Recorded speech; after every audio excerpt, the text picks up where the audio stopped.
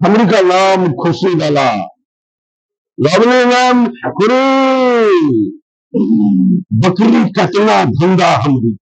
बंदूक नहीं हाथ में धरता हूँ छुरी, मैं बोलता हूँ अल्लाह अल्लाह, तुम बोलते हो जगन्नाथ हरी।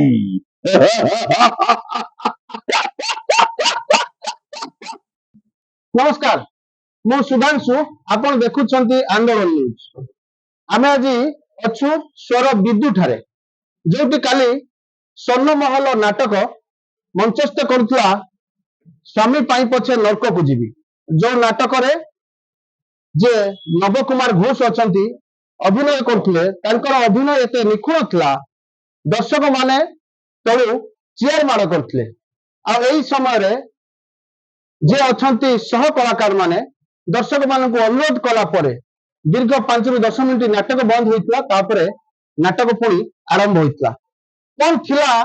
से सीन रे बा से डायलॉग रे काहे कि लोक माने नव कुमार के ऊपर आक्रमण कले चेयर फोपाडिले एवं या पूर्व विभिन्न मंच रे मध्य तांकु बोतल माड़ होईची चेयर माड़ होईची आ तांकु किछि लोक मंच ऊपर को उठी जाय आक्रमण करछंती। आम सहित अछंती नव भाई आपन को नमस्कार। नमस्कार दर्शक बंधु खलनायक नव घोष आपन अति प्रिय कलाकार टी कौन हैला काली काहे कि आपन ऊपर चेयर मार हैला चेयर मार तो काली खाली एमती सब पैनल रे होची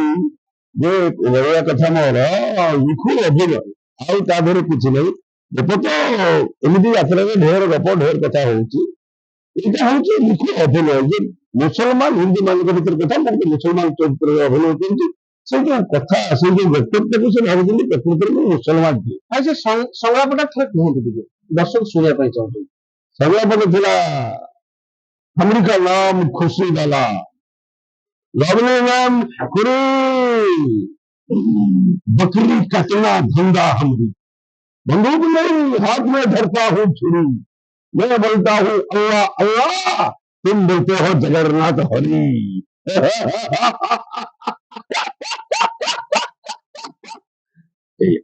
भाई जेतेबेले आपनको आक्रमण हुए मंच ऊपर कोट ना कोट आपण भाबंतिनि जे मते आउ जोर आक्रमण हे जिवो ए डायलॉग मु बंद कर दबा बा आपनको तरफरु आपनको जे निर्देशना दायित्व रे अछन ताकू कहिबा जे ए डायलॉग को बंद कर दबा काली भली आक्रमण होची काहे कि ए भली हुएनी काहे कि आपण कहंतनी डायलॉग तो सब किसी भी खराब ना जे एमती गोटे कथा नहीं जेटा समाज रे आज चल नहीं चिंतिया कथा मारे तो सब जगह होची केते कौन हम ऊपर वाला जानछि अभिनय मोर करवा कथा मु तो अभिनय कर चलछि ये देखा जाय भगवान कौन करते भाई ए जो नाटक रे आपन को जो चेयर मार हैला किछि दिन पूर्वरु आपन को मध्य एक मंच रे निको जाई मंच ऊपर आपन को आक्रमण करथिले आपन पड़ी जाइथिले आपन को कंबर रे मार होइतला ए जिंस मध्य हमें देखि हां काहे कि ए लोकन को भावावेग को जो जिंस छुची से जिंस को काहे कि आपन लोकन को भावावेग को ना ए गुटे अभिनय रे आपनकर निखुण अभिनय अछि जोटा कि लोकन को छुई पारुची हां हां तो ठीक से मु सही कथा कहूची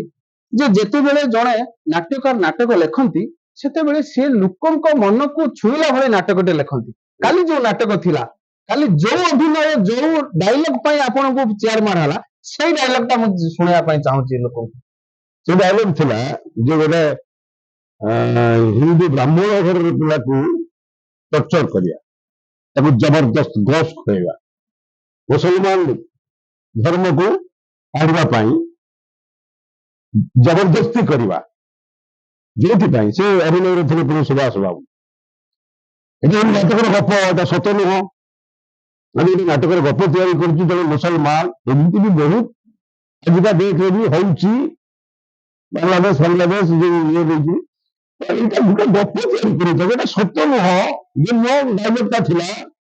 जबरदस्ती लंगी पिंधेबी टोपी पिंधेबी घोष खुआबी तापर मैं तेरे कहूंगी तेरे को जैसा मुसलमान बनाया सब हिंदू को ऐसा मुसलमान बनाऊंगा घोष खिलाऊंगा डायलॉग जो आपण लोक रागिले भाई ए वर्षर जो आपण नाटक स्वामी पाई पछे नरक को जीवी आउ एमिति आपण जीवन में को नाटक अछि ठीक एमिति आपण मंच रे आपण को चेयर माड़ हो बा बोतल माड़ हो बहुत दिन आगरू थिला बाघा जी ଲୋକନାଟ୍ୟରେ ମୁଁ ଥିଲି, ଗୋଟେ ନାଟକ ହଉଥିଲା ଉଡିଗୁଲତାର ପାଟ ଏବଂ ସେତେବେଳେ ଥିଲି ଲୋକନାଥ ଲଙ୍କା ମନୋହର ବିଶ୍ୱାଳ। ସେ ନାଟକରେ ମତେ ବି ବହୁତ ଥର ବହୁତ ଜାଗାରେ ସିଚୁଏସନ ଥିଲା, ଗୋଟେ ଆଶ୍ରମରେ କିଛି ପିଲାକୁ ମୁଁ ପିଟିକି ମାରିଦେବି, ନାଟକ ଗପ ମାଧ୍ୟମରେ ସେଠି ମତେ ମାରିଥିଲେ ବହୁତ ଥର। ଏମାନେ ଆସିକି ବି ମାନେ ଚେୟାର ଝଗଡା ଏମିତି କିଛି ହେଇଥିଲା। ତାପରେ ପାର୍ବତୀର ଗୋଟେ ନାଟକ ଥିଲା, ଏମିତି କେମିତି ହେଲା ସେ ନାଟକ ଗୋଟେ ସିନ୍ ଥିଲା, ଦୁନିଆ ଭାଇ ବଞ୍ଚି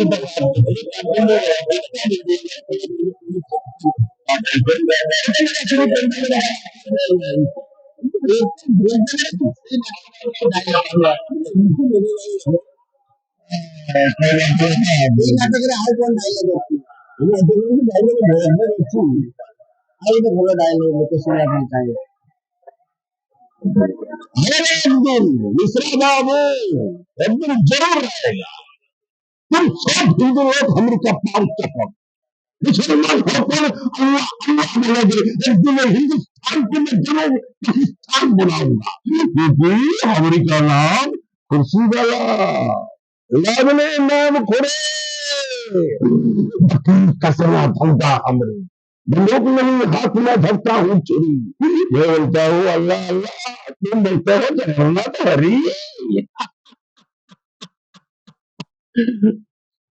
दर्शक बंधु ये देखुले नव कुमार घोषଙ୍କୁ ଯିଏ ଖୁର୍ସିଦ ଆଲାମ ଭୂମିକାରେ ଅଭିନୟ କରୁଛନ୍ତି ସ୍ୱର୍ଣ୍ଣମହଲ ଯାତ୍ରାରେ, ଯାହାଙ୍କ ଉପରେ କାଲି ମଞ୍ଚରେ ଚେୟାର ମାଡ଼ ହୋଇଥିଲା। ଆମେ ତାଙ୍କ ସହ ଆଲୋଚନା କରୁଥିଲୁ, ତାଙ୍କର କିଛି ସଂଳାପ ମଧ୍ୟ ସେ ଆମ ପାଖରେ ରଖିଲେ, ଯାହା ଆପଣଙ୍କୁ ଶୁଣିବା ପାଇଁ ଦର୍ଶକ ମାନଙ୍କ ପାଇଁ। ଆଜି କାର୍ଯ୍ୟକ୍ରମକୁ ଏତିକିରେ ଶେଷ କରୁଛି। ମୁଁ ସୁଧାଂଶୁ, ନମସ୍କାର।